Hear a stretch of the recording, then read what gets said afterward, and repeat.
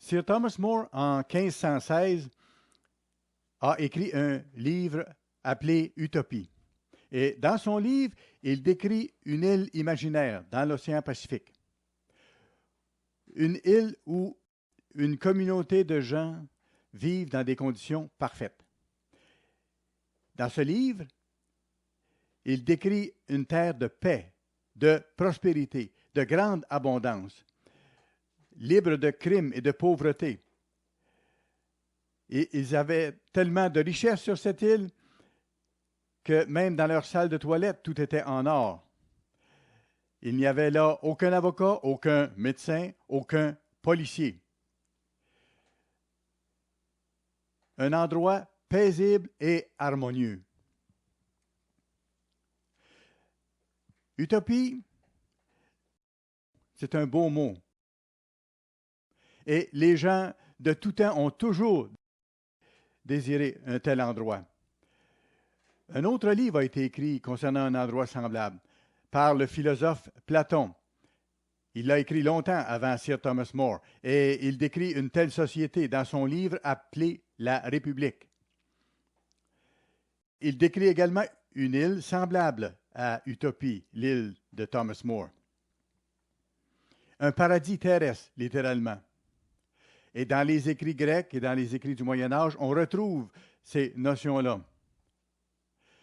Un paradis terrestre, comme étant dans l'océan Atlantique. Et dans plusieurs publications, ils appellent ce paradis Atlantis. Vous avez déjà entendu parler de la cité perdue d'Atlantis. Un Autrichien du nom de Theodor Hetzker, en 1845, a écrit ceci. Il a dit « Ce monde merveilleux d'utopie est en Afrique centrale. » Plusieurs écrivains, bien sûr, ont écrit au sujet d'une société parfaite. Le ciel sur la terre, pour ainsi dire. Un beau rêve. Et plusieurs personnes ont essayé de former des communautés pour atteindre cet objectif. Mais ce beau rêve est resté justement un beau rêve. Ça n'a jamais été plus loin. Un beau rêve. Un homme appelé Nathaniel Horton a été un des initiateurs d'une commune appelée Brook Farm et il a écrit un livre appelé The Blythedale Romance. Et dans ce livre, il dit ceci. L'idée d'une vie noble, sans égoïsme, fut une expérience de haut niveau, mais qui a malheureusement échoué au bout de 7 ans. Quelques années plus tard, en 1851, un anarchiste nommé José Warren a démarré aussi une commune utopique fondée sur la souveraineté individuelle. On appellerait ça aujourd'hui « Faites vos propres choses ». Et c'est ce qu'ils ont fait. Ils ont fait chacun ce que bon lui semblait, mais ça a duré seulement 6 ans. Et ça aussi a échoué. C'est devenu une autre étoile inaccessible ou un autre rêve irréalisé. Les utopistes ont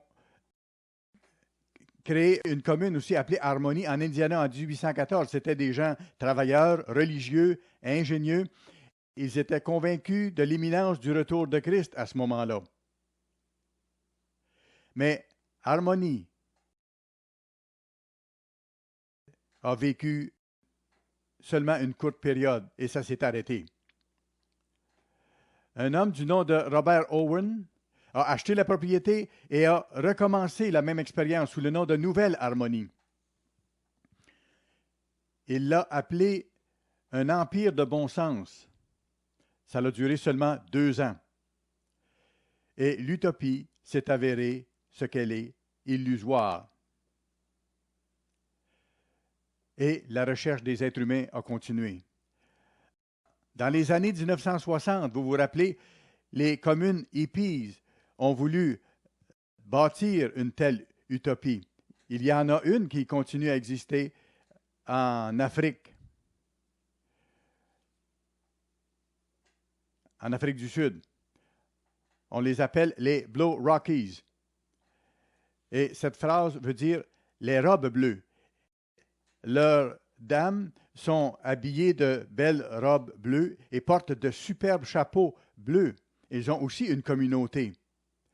Et ils ont de petits villages. Et ils essaient de toute leur force de créer un monde utopique. Tous aimeraient vivre en utopie, dans ce monde de rêve. L'être humain cherche ça. Lorsque Thomas More a utilisé le mot utopie, ça vient de deux mots grecs. La première partie du mot veut dire pas et la deuxième partie veut dire un endroit. Utopie n'est pas un endroit, ce n'est nulle part. L'utopie n'existe pas. L'homme a toujours rêvé d'un tel monde et il a travaillé de toutes ses forces pour arriver à construire l'utopie. Mais c'est un mythe, c'est une idéologie, ça n'existe pas. On ne le trouve nulle part, on ne trouve nulle part le monde utopique qu'on a essayé de construire. Un tel pays de rêve, harmonieux, abondant, paisible, ça n'existe pas. Les gens ont rêvé à l'impossible rêve, mais ne l'ont jamais atteint. C'est impossible d'avoir cette utopie maintenant. Les gens ont essayé par leurs propres moyens, ont toujours manqué leur coup. Ce qu'on a vu, c'est des guerres, des combats, des renversements de gouvernements, meurtres, assassinats, enlèvements, violences, famine, activités de guérillas. Nous voyons de tout. Mais on ne voit jamais se réaliser l'utopie d'un monde de paix et abondant. Pourquoi? Pourquoi est-ce que l'utopie, une société parfaite pour le bien de tous, est impossible actuellement? Pourquoi ne pourrions-nous pas avoir un monde rempli de prospérité, rempli de joie, rempli d'harmonie et de bien-être? Pourquoi ça devrait être impossible? Pourquoi ne pouvons-nous pas avoir une communauté internationale de peuples qui vivent une telle existence utopique? Vous savez une chose, frères et sœurs? Un jour, très bientôt, cela va se réaliser. Allez à Marc, chapitre 1 et le verset 14, s'il vous plaît. Marc, chapitre 1 et le verset 14. L'utopie s'en vient. Jean-Baptiste, dans ce contexte, avait été mis en prison et Jésus-Christ commençait son ministère à ce moment-là. Et le Christ a annoncé ce que les êtres humains ont cherché à travers toutes les générations. Le Christ décrit la venue d'une utopie et il l'appelle le royaume de Dieu. Lisons le verset 14. Après que Jean eut été livré, Jésus alla dans la Galilée, prêchant l'évangile de Dieu. Il disait, le temps est accompli et le royaume de Dieu est proche. Repentez-vous et croyez à la bonne nouvelle. Le temps est proche. Votre temps est proche. En d'autres termes, le Christ a dit, ça fait des milliers d'années que vous essayez de bâtir l'utopie et vous avez échoué. C'est impossible que ça vienne de votre part. Mais le royaume de Dieu est proche. Je vais revenir pour établir cette utopie, ce royaume sur la terre. Le Christ a dit, le royaume de Dieu est proche, son établissement est tout proche. Et ça, c'est le thème central de la proclamation de Jésus-Christ, de son annonce de l'Évangile.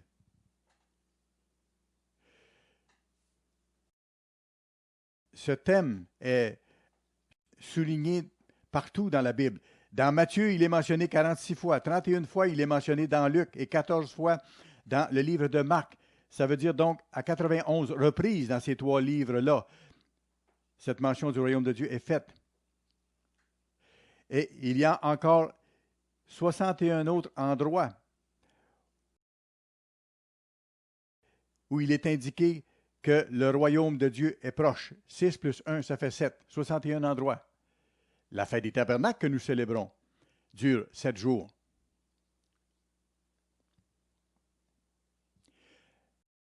7 est le chiffre biblique de la perfection.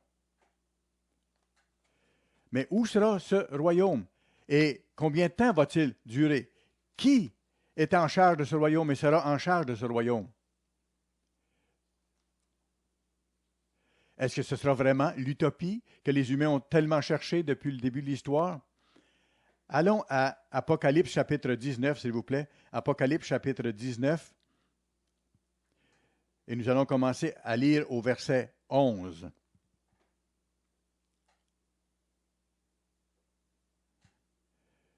Apocalypse 19 et le verset 11. Il faut réaliser qu'à la fête des tabernacles, une trompette va sonner. Il y a 3 fêtes où la trompette doit sonner. D'abord, la fête des trompettes que nous venons de célébrer, la fête des expiations que nous venons de célébrer également, et la fête des tabernacles. Apocalypse 19, donc, et le verset 11. Puis je vis le ciel ouvert, et voici parut un cheval blanc. Celui qui le montait s'appelle Fidèle et Véritable, et il juge et combat avec justice. Ses yeux étaient comme une flamme de feu. Sur sa tête étaient plusieurs diadèmes. Il avait un nom écrit que personne ne connaît, si ce n'est lui-même. Rappelez-vous, Apocalypse 14, 14. Il est indiqué que le Christ aura sur sa tête une énorme couronne d'or, ce qui le désigne comme étant roi des rois, supérieur à tous les autres rois. Et ici, on voit au verset 12, ses yeux étaient comme une flamme de feu, et sur sa tête étaient plusieurs diadèmes. Et ça signifie, ça représente toutes les autres fonctions qui seront les siennes à ce moment-là aussi, en tant que roi des rois et seigneur des seigneurs. Verset 13, il est dit, il était revêtu d'un vêtement teint de sang. Son nom était la parole de Dieu. Les armées qui sont dans le ciel le suivaient sur des chevaux blancs, revêtus de fin lin blanc pur. De sa bouche sortait une épée aiguë pour frapper les nations. Il les pétra avec une verge de fer. Voilà le dirigeant. Et il foulera la cuve du vin de l'ardente colère de Dieu Tout-Puissant. Il avait sur son vêtement et sur sa cuisse un nom écrit, Roi des rois et Seigneur des seigneurs. Quelle description magnifique! Apocalypse 20. Apocalypse 20 maintenant, verset 1. Il est dit, et je vis descendre du ciel un ange qui avait une grande chaîne. Il saisit le dragon, le serpent ancien, qui est le diable et Satan, et il le lia pour 1000 ans. Et il le jeta dans l'abîme, ferma et scella l'entrée au-dessus de lui, afin qu'il ne séduise plus les nations jusqu'à ce que les 1000 ans soient accomplis. Après cela, il faut qu'il soit délié pour un peu de temps. Et je vis des trônes, et ceux qui s'y assirent reçurent le pouvoir de juger. Et je vis les âmes de ceux qui avaient été décapités à cause du témoignage de Jésus et à cause de la parole de Dieu, et de ceux qui n'avaient pas adoré la bête, ni son image, et qui n'avaient pas reçu la marque sur leur front ni sur leurs mains. Ils revinrent à la vie, et ils régnèrent avec Christ pendant 1000 ans. Donc, pendant 1000 ans. Les autres morts ne revinrent point à la vie jusqu'à ce que les 1000 ans soient accomplis. C'est la première résurrection. Alors, voici, il est déclaré ici que le Christ va revenir sur cette terre pour établir, dans une première partie, un règne de 1000 ans, qu'on appelle le millénium, c'est-à-dire une période de 1000 ans. Ce sera une époque fantastique.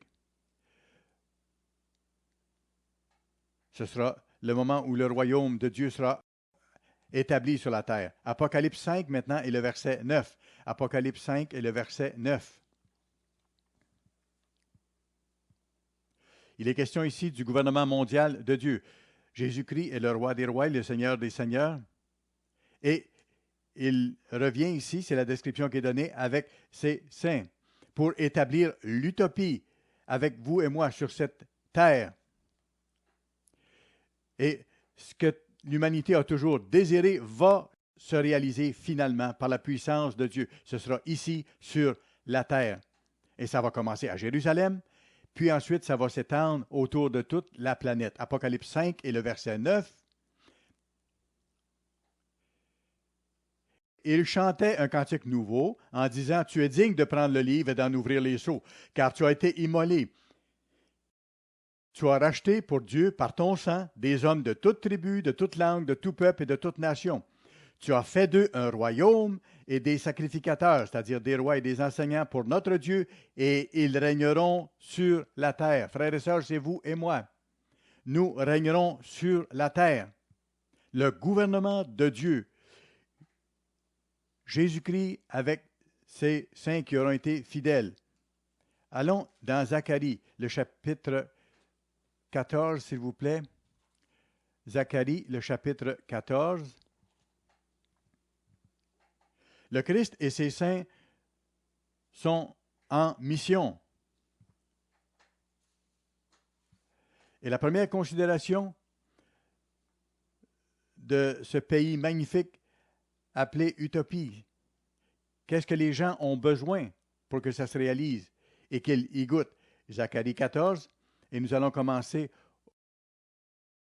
au verset 3. « L'Éternel paraîtra et il combattra ces nations comme il combat au jour de la bataille. Ses pieds se poseront en ce jour sur la montagne des Oliviers, qui est vis-à-vis de Jérusalem. Du côté de l'Orient, la montagne des Oliviers se fendra par le milieu, à l'Orient et à l'Occident, et il se formera une très grande vallée. Une moitié de la montagne reculera vers le septentrion et une moitié vers le midi. Vous fuirez alors dans la vallée de mes montagnes, car la vallée des montagnes s'étendra jusqu'à Hatsel. Vous fuirez comme vous avez fui devant le tremblement de terre au temps d'Ozias, roi de Juda. Et l'Éternel, mon Dieu, viendra, et tous ses saints avec lui. » C'est formidable. Le Christ sera là avec tous ses saints en sa compagnie. Tous ses saints l'accompagneront. Verset 9. « L'Éternel sera alors roi de la terre, de toute la terre. En ce jour, l'Éternel sera le seul Éternel, et son nom sera le seul nom. Tout le pays deviendra comme la plaine, de Gibéa à Rimon, au midi de Jérusalem, et Jérusalem sera élevée et restera à sa place, depuis la porte de Benjamin jusqu'au lieu de la première porte, jusqu'à la porte des angles, et depuis la tour de Hananéel jusqu'au pressoir du roi. On habitera dans son sein, et il n'y aura plus d'interdit. Remarquez, il n'y aura plus de destruction, c'est ce que veut dire le mot interdit. Jérusalem sera en sécurité. Jérusalem sera en sécurité. La première partie de notre mission, alors, ce sera d'apporter la paix à Jérusalem et ensuite, de façon graduelle, au reste du monde. C'est formidable. Au cours de l'histoire, les êtres humains se sont entretués.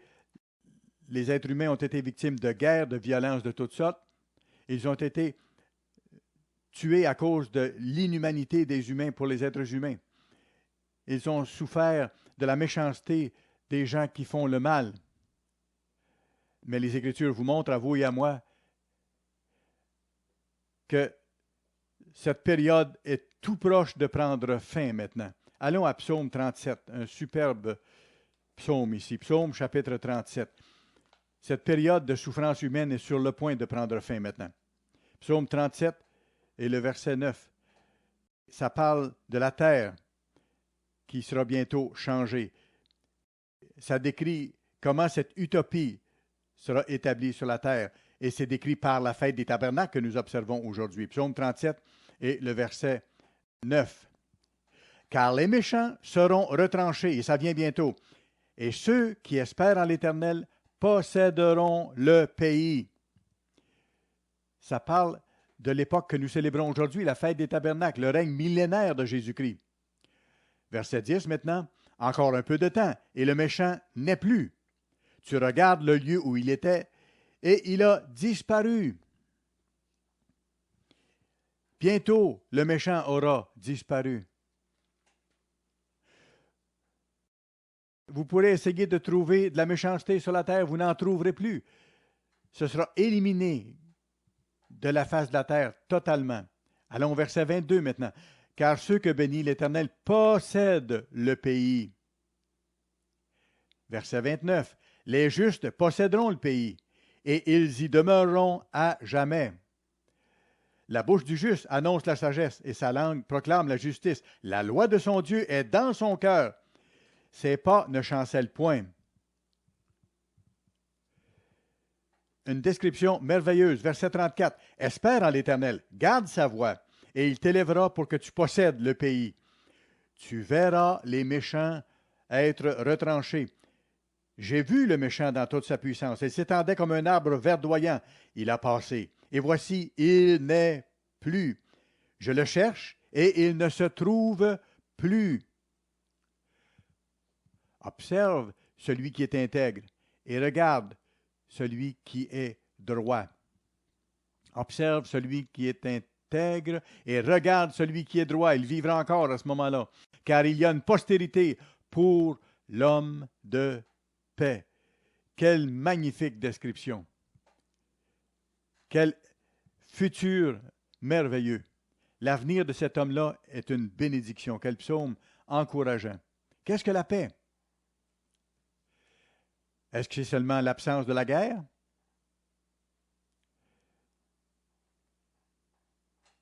Ce qui manque le plus dans notre monde aujourd'hui, c'est la paix. La paix entre les nations. La paix entre les groupes ethniques. La paix dans les familles. La parole d'Ésaïe n'a jamais été aussi éloquente que ce qu'on voit autour de nous maintenant, dans Ésaïe 59 et le verset 8, lorsqu'Ésaïe dit « Les êtres humains ne connaissent pas le chemin de la paix ». Ça décrit ce que nous voyons autour de nous. Et Paul dit la même chose dans Romains 3, verset 17. « Ils ne connaissent pas le chemin de la paix ». Vous vous rappelez cette chanson du film « L'homme de la Mancha » ? Rêver de l'impossible rêve. Une paix durable. Ça semble être une inatteignable étoile. Les gens essaient de l'obtenir par la force, par des alliances, par la diplomatie, ou simplement en ignorant le problème. La paix aujourd'hui, c'est une illusion. Partout autour du globe, dans toutes les nations. Ils ne connaissent pas le chemin de la paix. L'utopie n'existe pas. L'utopie n'est nulle part sur la terre. Mais Jésus-Christ et ses saints vont apporter cette réalité-là sur la terre. Une paix permanente sur toute la face de la terre. Allons à Ésaïe, le chapitre 9, s'il vous plaît. Ésaïe, chapitre 9, et nous allons commencer à lire au verset 5.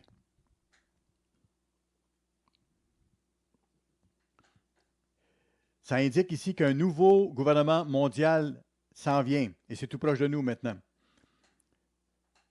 Et ce sera un gouvernement de paix qui sera établi sur la terre. Verset 5, Ésaïe 9, donc. « Car un enfant nous est né. » On parle du Christ ici. « Un fils nous est donné. Et la domination, c'est-à-dire le gouvernement, reposera sur son épaule. On l'appellera admirable, conseiller, Dieu puissant, Père éternel, le prince de la paix, le prince de la paix. Donner à l'empire de l'accroissement et une paix sans fin au trône de David et à son royaume, l'affermir et le soutenir par le droit et par la justice, dès maintenant et à toujours. Voilà ce que fera le zèle de l'Éternel des armées. Merveilleux. C'est Dieu qui va amener cette utopie.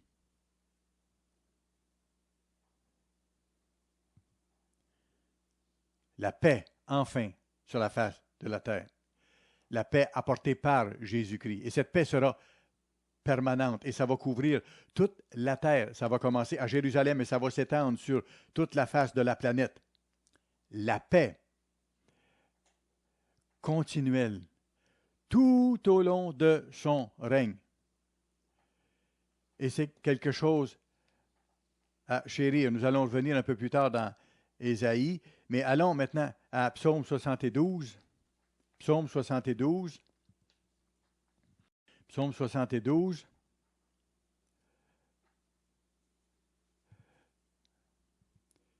Voici encore des écrits superbes, encourageants. Et ça parle de l'utopie dont il est question dans le sermon aujourd'hui.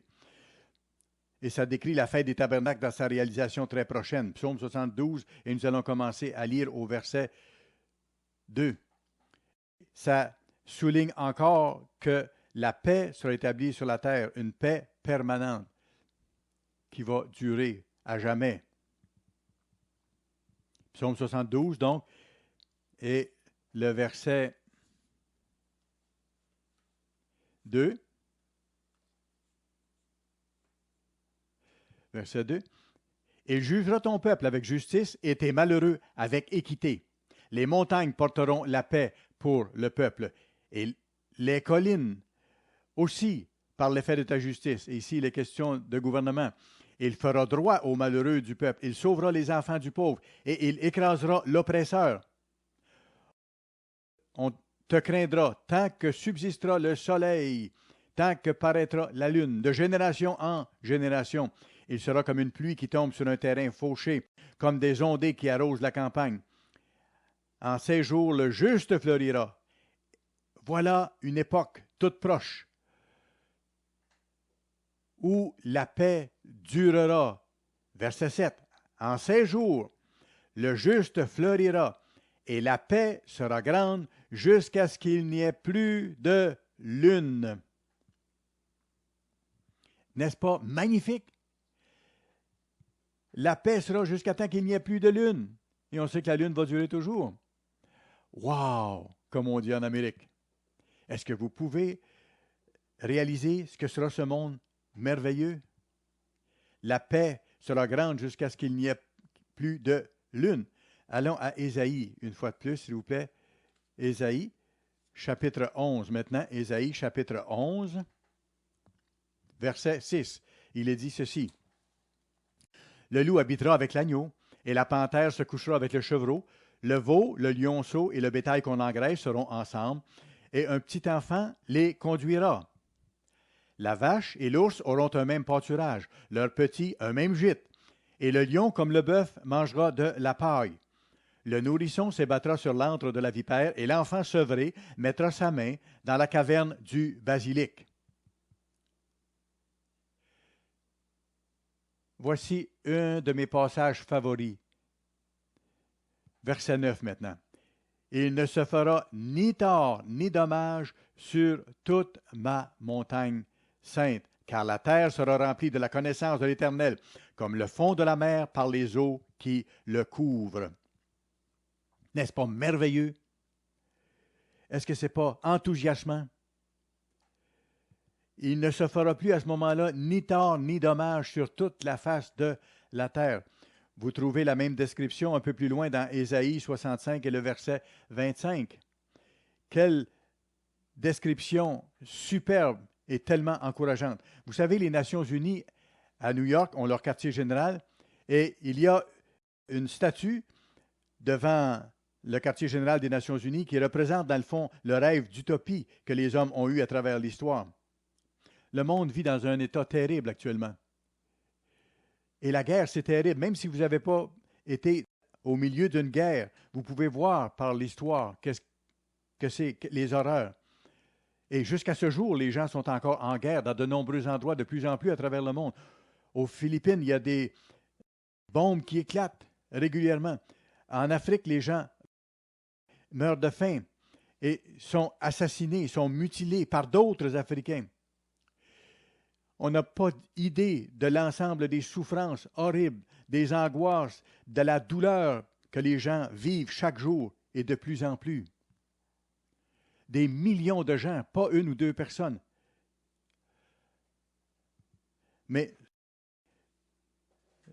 cette image devant le quartier général des Nations unies représente la transformation de ce monde de guerre en un monde de paix. Ça représente un ouvrier qui transforme une épée en charrue. Et ça représente ce rêve que l'être humain n'a pas été capable d'atteindre jusqu'à maintenant, la paix mondiale.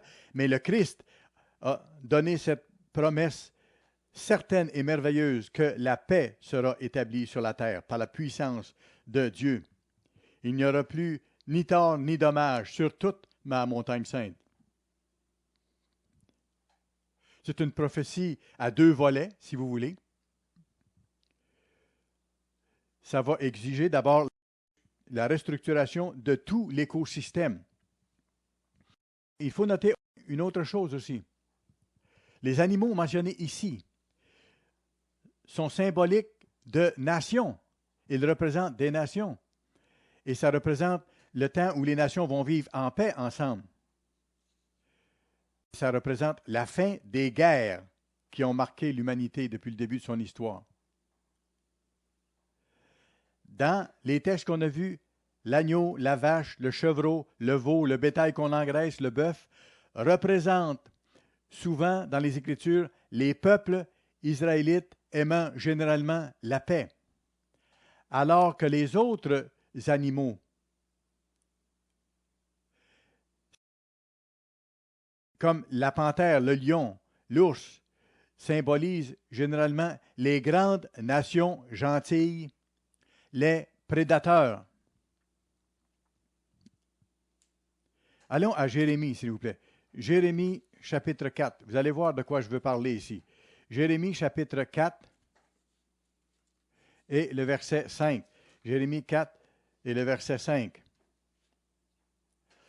Annoncez en Juda, publiez à Jérusalem, et dites, sonnez de la trompette dans le pays.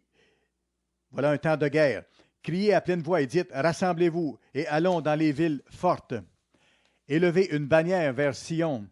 Fuyez, ne vous arrêtez pas, car je fais venir du septentrion le malheur, un grand désastre.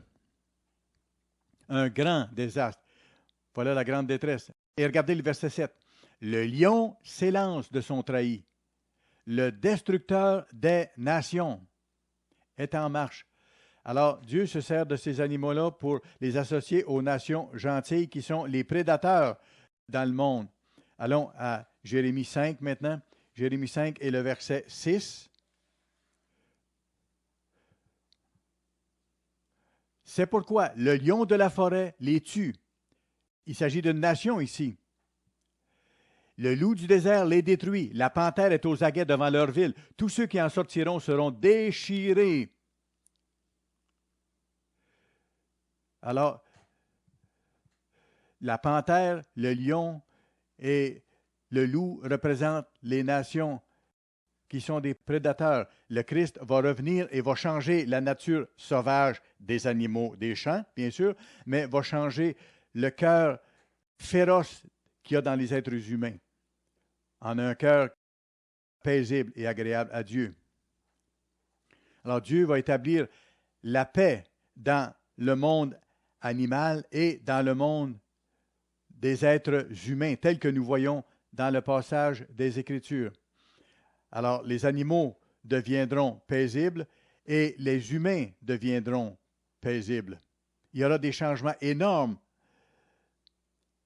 Voilà pourquoi toute la situation deviendra paisible et harmonieuse. Quelle réalité merveilleuse! Quel monde extraordinaire! Allons à Zacharie, le chapitre 9, s'il vous plaît. Zacharie, chapitre 9. Nous allons lire à partir du verset 9. Rappelez-vous que c'est le Christ qui va amener la paix aux nations, qui va amener l'allégresse. Son règne sera l'apparition de l'utopie. C'est comme ça que ce sera. Le Christ a annoncé son intention dans l'Évangile, cette intention majeure qui va se réaliser. Alors, regardez ce qu'il dit ici. « Sois transporté d'allégresse, fille de Sion. Pousse des cris de joie, fille de Jérusalem. Voici, ton roi vient à toi. Il est juste et victorieux. Il est humble et monté sur un âne, le petit d'une ânesse. » Bien sûr, ça s'est réalisé. C'est la première venue du Christ qui avait été annoncée. Et regardez le verset 10 maintenant qui décrit sa deuxième venue. Je détruirai les chars d'Éphraïm et les chevaux de Jérusalem et les arcs de guerre seront retranchés. Il annoncera la paix aux nations et il dominera d'une mer à l'autre, depuis le fleuve jusqu'aux extrémités de la terre. Jusqu'aux extrémités de la terre.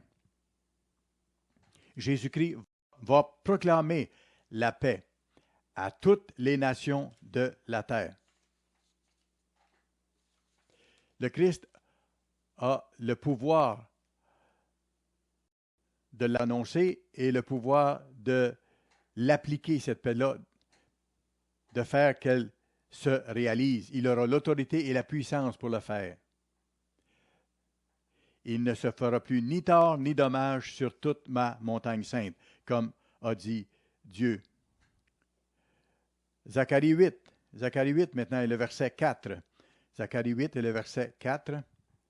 Ainsi parle l'Éternel des armées. Des vieillards et des femmes âgées s'assieront encore dans les rues de Jérusalem. Il n'y aura pas de roquette qui va s'abattre sur la ville à ce moment-là. Ils seront en paix. Chacun le bâton à la main à cause du grand nombre de leurs jours. Les rues de la ville seront remplies de jeunes garçons et de jeunes filles jouant dans les rues. C'est différent aujourd'hui, absolument. Mais à ce moment-là, ce sera un monde tout à fait différent. Il n'y a pas d'utopie aujourd'hui à Jérusalem. Les enfants sont à risque lorsqu'ils vont dans les rues aujourd'hui. Regardez le verset 16. Qu'est-ce qu'il est dit? Voici ce que vous devez faire, que chacun dise la vérité à son prochain. Jugez dans vos portes selon la vérité et en vue de la paix. En vue de la paix, encore une fois. Et la paix sera établie. Quelle époque merveilleuse qui approche. À la fin du verset 19, il est dit la même chose. Aimez la vérité et la paix, à la fin du verset 19. Intériorisez cette paix. Voyez ces choses-là d'avance. Il y aura un monde de paix sur toute la terre. Mais vous devez d'abord en vivre. Et le Christ nous montre ici que ce qui vient est une réalité. Les Écritures ne peuvent être brisées. Les enfants seront en sécurité partout sur la terre. Et les gens vivront par l'amour de Dieu, par la justice et par la paix. Il parle de Jérusalem. Mais ça ne s'appliquera pas seulement à Jérusalem. Allons à Ésaïe chapitre 32, s'il vous plaît. Ésaïe chapitre 32. Le verset 18. La promesse du Christ va s'appliquer d'abord à Jérusalem, mais ensuite va s'étendre au reste du monde. Pas de dommages, pas de guerre, pas d'atteinte à la liberté individuelle, personne en danger d'être attaqué ou d'être détruit ou d'être tué. C'est difficile à réaliser aujourd'hui lorsque nous voyons le monde, mais les Écritures ne peuvent être brisées. Ce qu'elles disent va s'accomplir. Mon peuple demeurera dans le séjour de la paix, Ésaïe 32, 18, dans des habitations sûres, dans des asiles tranquilles. N'est-ce pas magnifique? Allons au verset 16, juste un peu avant. Alors la droiture habitera dans le désert, et la justice aura sa demeure dans le verger. L'œuvre de la justice sera la paix. La loi de la cause et de l'effet. Quelque chose de merveilleuse. L'œuvre de la justice sera la paix. Et le fruit de la justice, le repos et la sécurité pour toujours. Mon peuple demeurera dans le séjour de la paix. Tellement encourageant. Une description tellement réjouissante. Et ce sera pour nous, pour nos enfants, pour nos petits-enfants et pour les autres générations au cours de tout ce millénaire. Mais la paix est beaucoup plus que ça.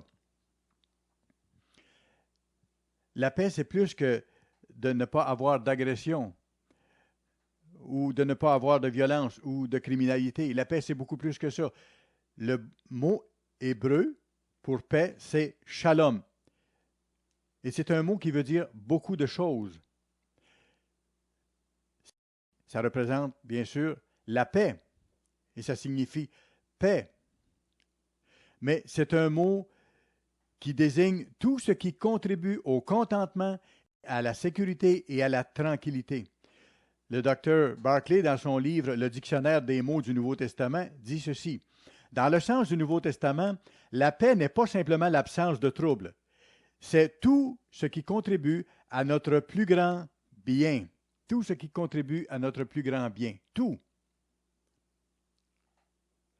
Au sens biblique, paix signifie tout ce que la vraie paix peut apporter à un être humain.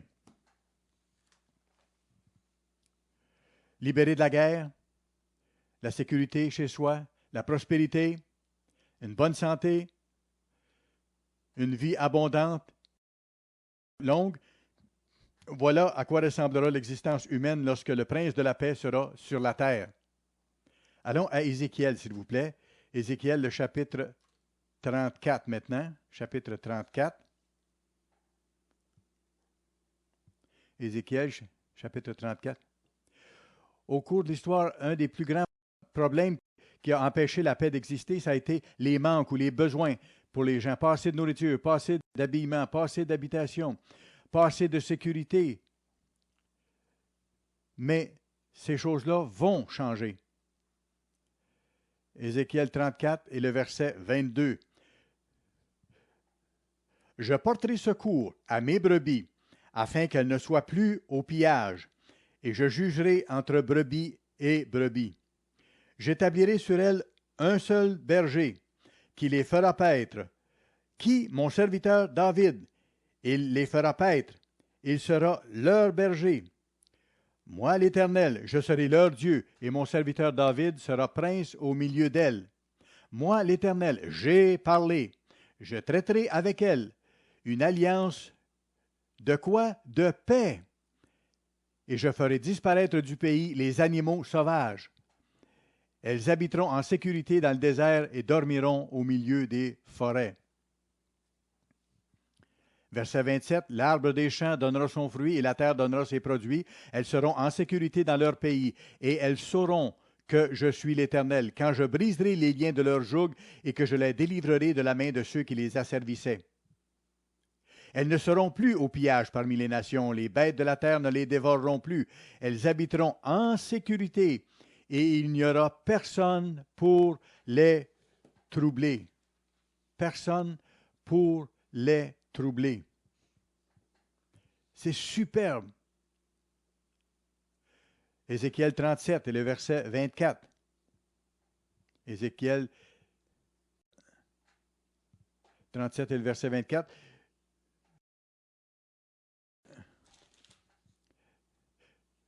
Mon serviteur David sera roi.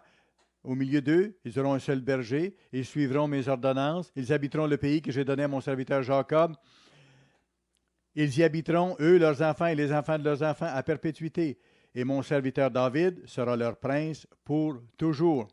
Je traiterai avec eux, quoi? Une alliance de paix. Et il y aura une alliance éternelle avec eux. Je les établirai, je les multiplierai, et je placerai mon sanctuaire au milieu d'eux pour toujours. Rien de temporaire ici, voyez-vous. Cette utopie sera permanente. Et cette utopie sera présente sur la face de la terre. Michée a été inspiré d'écrire qu'à ce moment-là, chacun habitera sous sa vigne et sous son figuier, et il n'y aura personne pour les troubler. Une image merveilleuse d'une société qui fonctionne bien, une société utopique, mais qui va se réaliser, et qui va se réaliser dans la paix, dans le contentement, dans la compassion, dans l'amour, dans la sécurité. À travers les âges, ce qui a empêché de façon majeure la paix d'être établie, ça a été les besoins des êtres humains qui n'ont jamais été comblés à cause de leur méchanceté. Le dictionnaire des citations dit ceci: puisque les guerres commencent dans l'esprit des hommes, c'est dans l'esprit de l'homme que la paix doit commencer à se bâtir. dans l'esprit des êtres humains. C'est là que le changement doit se faire. En 1951, le général Douglas MacArthur, après la Deuxième Guerre mondiale, a prononcé un discours historique devant l'Assemblée générale du Congrès américain.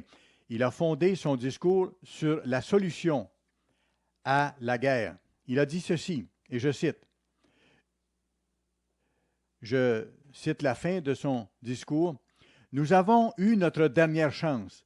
Si nous n'arrivons pas à concevoir un système plus juste et plus efficace, Armageddon sera à nos portes. Si nous voulons sauver la chair, cela doit venir de l'esprit. » Des paroles extrêmement profondes. L'histoire de l'humanité, ça a été une histoire de guerre. L'humanité ne peut pas régler ses propres problèmes. Il doit y avoir un changement dans notre nature humaine. Nous devons être transformés de charnel en spirituel, de la carnalité à la spiritualité. Et si ce n'était pas le cas, l'utopie serait toujours un rêve irréalisable. Mais l'utopie se réalisera parce que la nature des animaux sera changée et la nature des êtres humains sera changée par la puissance de Dieu.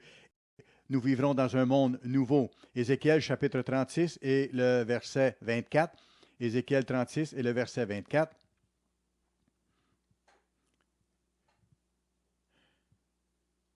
Je vous retirerai d'entre les nations, je vous rassemblerai de tous les pays, et je vous ramènerai dans votre pays.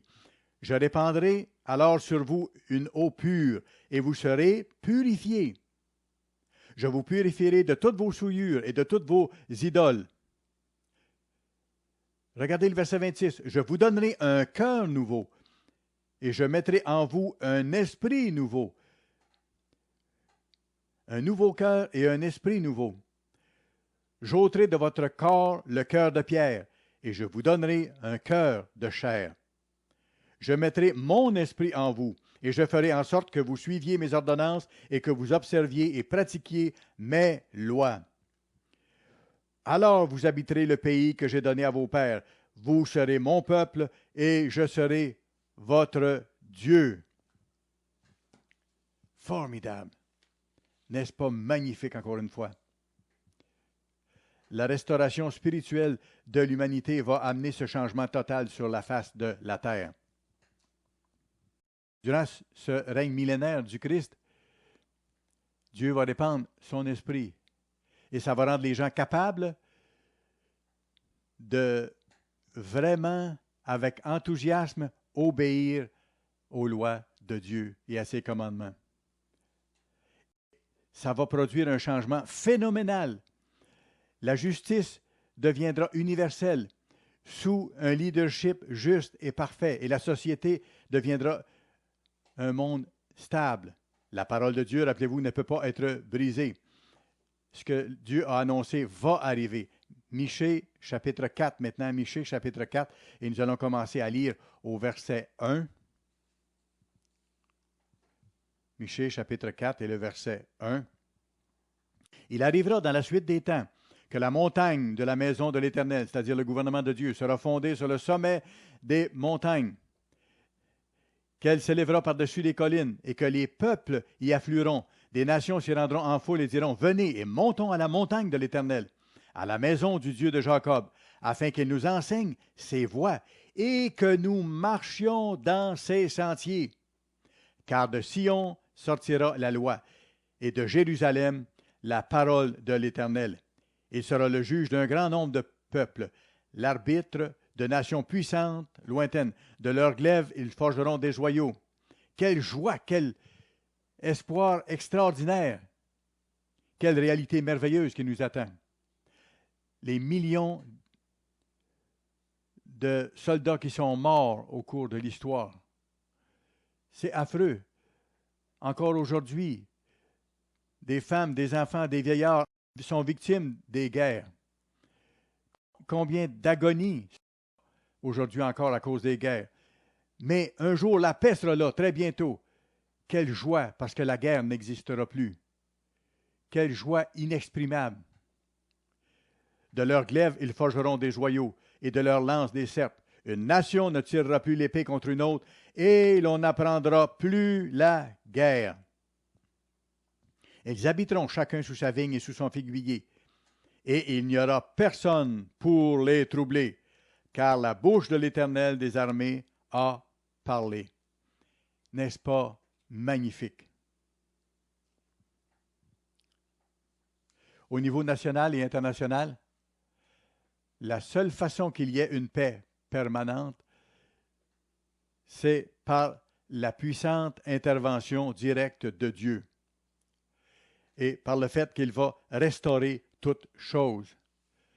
Il y a des changements inimaginables qui vont se produire et ces changements-là seront permanents d'une génération à l'autre. Allons à Ésaïe, s'il vous plaît, le chapitre 56.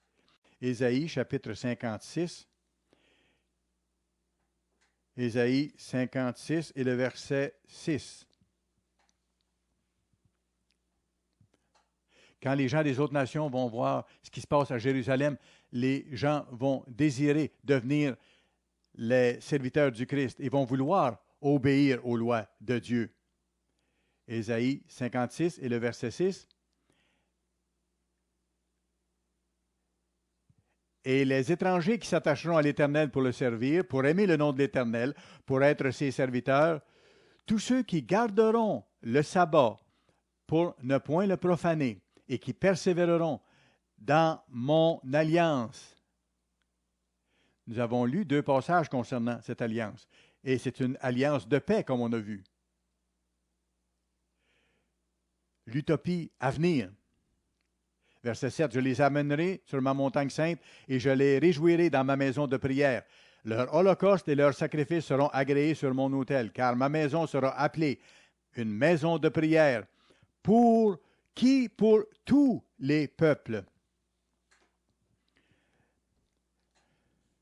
Le Seigneur l'Éternel parle, lui qui rassemble les exilés d'Israël. « Je réunirai d'autres peuples à lui, aux siens déjà rassemblés. » Le monde entier sera rassemblé en unité. Et Dieu dit que sa maison deviendra une maison de prière pour tous les habitants de la terre. Les barrières entre les nations vont tomber.